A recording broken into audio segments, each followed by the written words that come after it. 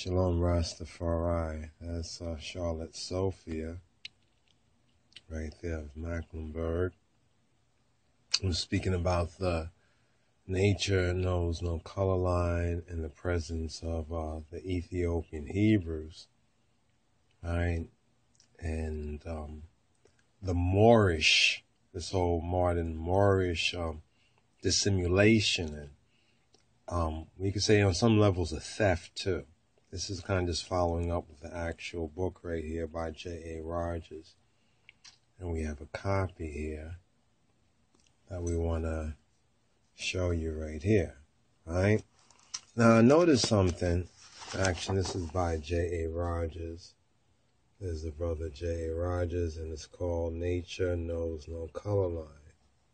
So we're going to show you the actual, this is the actual work that we reference as an exhibit from our own scholars, our own people, right, regarding Ethiopian versus Moorish identity. Many people will tell you it's one and the same, but they won't put matter in proper order. Ethiopia is an ancient empire, often either not mentioned or mismentioned by so-called Afrocentric scholars, or especially among the modern Kemetan crowd today. So this is the book I want to point to. I'm going to have to set this up a little differently because in the course of research, right, and you can see a lot of the historical images. Some of them we've been able to follow up, get better pictures. Some are actually very unique to, some of them I haven't even been seen, and a lot of them have been identified pretty well. You know, this is a very well-sourced book. Now, some would say that, well, J.A. Rogers, he was in an interracial relationship, and we'll probably try to use that. Remember the game we mentioned about skin for skin, right? At a certain point in reality, it's a game, you know, and it's not a game that we willingly play. You know, even we have to touch on some racial issues regarding whether white supremacy, black inferiority, or white inferiority and black supremacy, however it may go, right? But there's one thing I start to notice, and you can see some of the places here where we speak about Moors and the terminology, you know. This is another area that we highlight. I think it's up here, right? You can see what we was quoting within the series on the Moors and the Ethiopian and so forth and so on that we haven't posted as of yet. We might post as the first video. But you can see where it says, in Rome, Negroes were first called Ethiops, right? The Roman took the name from the Greeks. You see it right there. Who took it from the Africans, or really from the Ethiopians? We already explained the ancient indigenous terminology, or Tobia, right? Tobia, the archaic name for Ethiopia, which is the indigenous Afro-Shemitic or Guz word, right? Now later it says Moor seem to have come into fashion. So we just note that right there for a moment. So it really shows how we went from the oldest term, and this is based on Western Gentile sources, Tobia, Ethiops, right, to Moor, then even to Negro. Now, a lot of this is also represented, and here, right here, you know, among both the, see, you have to remember that there's the children of Israel, and there's the children of Ishmael, right? When we really are looking at the true Abrahamic seed, right? And remember it says, and in Isaac shall the seed be called. Now, this is what I wanted to touch on. Because we see a lot of these kind of Moorish heads and coat of arms, so forth and so on. And the Moor heads, right? The Moor heads, the Moorish heads as you see on the many of these coat of arms.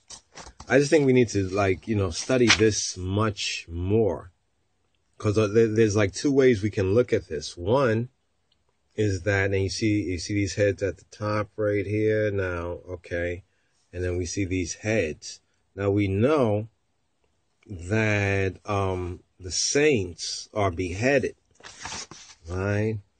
And now remember, Ethiops to Moor to Negro, Niger, so forth and so on. That's how we come down to today. Now, here, this is Negroes in coat of arms, using that term right there. Now, all of these were not Moors in the popular saying that people would say, right? Many of them were Ethiopian Hebrews, right? And not Islamic or Ishmael. So we have to really note that right there. That's all we talk about, how or Acts have Moors stolen the heritage, or seeking to steal the heritage from Ethiopia, because there's a lot of misunderstanding about Ethiopia, and we understand on one level because a lot of the primary sources, right, to really research and cross-examine, it's almost like the Metu Neter, but there's not that many Europeans who have really mastered it, even to a sufficient level for many of, we can say, black scholars to really follow up to any significant level. So we recognize that. So you see right here where it's basically showing you, I like to call it the Ethiopian Hebrew, right? Because more properly would be a province or a country within the empire of the King of Kings. But then we also have to address the conspiracy and the collaboration and the collusion with the enemy that Brother Sarasutin Seti brings out in his video. And we're going to respond to that and also add a little more evidence or even fuel to that fire, because every time we come across Moors claiming that everything was somehow Islamic or Mohammedan and denying the real orientation, getting caught up in this rewriting of history. And this book right here speaks about that. I just want to let you see throughout the noble family's coat of arms. Now, the Negro heads are very interesting on a certain level. The Negro heads, especially the profile, the Negro heads, right? And you see all those skulls that we see in European underground places. Could this be when the so-called Europeans, or the albino children, so to speak, rose up, and beheaded, these people, but still kept the coat of arms, I like to go into the Black Russian. Now here you see, well, it looks like fighting people right there. Well, it didn't have to be the same, Each of these have a history behind it. And not that we'll be able to fully assess the history, but I'm sure we should even try. We should. But anyway, I want to show this right here, this particular book right here, and the Moorish head, just to probably document this. Well, what they call the Moorish head, but we really have to say Ethiopian or Moor, right? Ethiopian, Moor, or Negro. And we really need to understand these terms. We need to understand, and we need to understand, first of all, get a basic foundation. That's why we're pointing to this book right here, because of the wealth of information, and just for the so-called picture history, right? For the picture history that we have in this book. Now, and to consider when this book was written too, right? As we have now the modern World Wide Web and this means of communication, right? So when we start to talk about race, on a certain level, we really need to understand some of the foundation and the groundation. So when we are speaking about race, we shouldn't get caught up in this white supremacist rhetoric or this so-called post-white supremacyism. Here's over in France. Though a lot of this information is beginning, little by little, beginning to come out. Types of Negro soldiers of Napoleon, then the whole connection with Haiti, right? And, this is a real, you could say, a tragedy in that sense. But it's amazing how things change, but how much they stay the same. Because when we think about what's going on today with the butt, and the ass worship and all that, we kind of use that because people like, their eye open up and they be like, oh, but when we really start to put this into perspective, the celebrated Hottentot Venus brought from South Africa and exhibited nude in Europe. There's a very interesting movie out there on, I think, the Hottentot Venus or I forget the name right now. But she was a sensation. She had several white lovers, and her projecting buttocks set a fashion among white women who in imitation wore a bustle or a large pad over their hips. Amazing how things change, right? But how much they stay the same, because there's nothing new. As scripture says, there's nothing new under the sun. So we're just going through this, at leisure and, touching on a couple of things right there. Okay. So this is, we didn't intend this to be any kind of, how much things change, if they stay the same. This is England, so we really received the false, bill of goods, right, on who's who on the face of the planet Earth. But like I said, I wanted to show you some of the pics here. And as you can see, there's much more pics in each one. I'm not even doing justice to these pics as I would like to do justice to these pics. Right? Just to show you some of the archival, images and the art. Hawaiian girl. Look at that. 1816. Note the Negroid features in here. Right? I mean, this is what, 1816? How much have things changed? Right? And then this right here is Malay girl, part Chinese. This girl resembles many and American white and Negro parents. Right? She represents that admixture, right? White and so-called Negro parents, or white or Negro and albino, if we want to say it like that, if we will keep terminologies consistent. Now, it's in this book right here that I based part of our argument concerning terminologies, right? And the difference between, you see what it says, Ethiopian or unmixed, right? Unmixed blacks not only dominated, right, all Egypt, but swept into Asia Minor. They just like to tell you Nubian.